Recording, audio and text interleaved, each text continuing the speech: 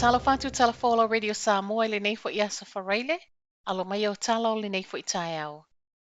Ua saoloto i le tae au nei whiawa i ngā le ai se whaanofo e sea i le waho Niu Sila ma le Atu Kuki. O le tae au nei alu e se atu eile ua i whainga malanga mai au kilani alu i Rarotonga, ma e ui ua ieitu la whono wha o popo i le Atu Kuki, e na o le paule o le atu nu ua tau nu ufua fuang o le saolotonga ma Niu Sila. A o toi tu ua atu i tua isi uma atu nu. E tā ua tele le Atu Kuki le saolotonga wa amata mai le so molo na tamau ainga e tusa masaunoanga a hala toa fua o le pule sili o le pulenga o tangata tawhawhau mai mō mai fafo. O tui o tangata Atu Kuki o lea ua iwa se fulu fitu pasene tangata nga wa wa umatu i e lua, ma e silia ma le fitu se fulu pasene wa umatu i o le booster. O se tu risi fea lua i le vao atu nu e lua e tatawana wha i loa wha amaoninga o le tui mai le se fulu lua tausanga e alu i lunga. Ai mai se le wha amaoninga e negative siaki PCR o le COVID ai e le i tu ua Niu Sila. A o iai fo i tono le Atu Kuki e tatawana wha ia siaki o le rapid antigen test ai e le i asia so o se motu. O se tasi o swinga wha o popo o le ua tōwhia wha apitoa lava le sui o le soifua maloloina. E iai i tono wha le tali malota i tasi, e mata i tuwina tangata whai malanga atu. O le Atu Kuki na toi tāpuni a wha afua se i ana whe malanga i ngā saoloto ma Niu Sila i le wha ai unga le lua whe lua tasi, mafua mai i a Delta. Ua sili atu le talosaga mo vouchers e tawhawhau ai tangata au kilani, wha atusa i leo wha inga o vouchers. O le masina talu ai whailo mai e le malo le Explore Auckland scheme, o se tasi o Vaai ngole tolus fulfitu tesi ma le 5 miliona, tu whaatasia le Auckland Council ma le Auckland Unlimited e toe faaaogaina le ai tele. E o mai ana nafi, ua se lau wha se fulu wafe tangata ua talosaga, ai na o le se lau wafe vouchers. O vouchers nei e 5 fulutala i le tangata toatasi, ai se lau tala mo le ainga e tawhawhau ai, ma wha o ngā tau pa ueanga i ai whale o loo pūlea e le Auckland Council.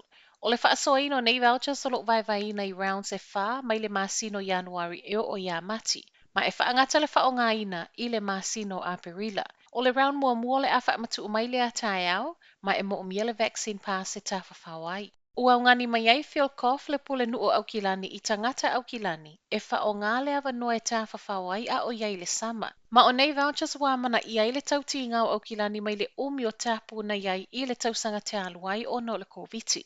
E wila ua ova le whai numero o tangata talosanga, o lo mawhai peona le sitala mō sau voucher, ai ele i whaangata ina i le aso luas fulmale 5 o Februari.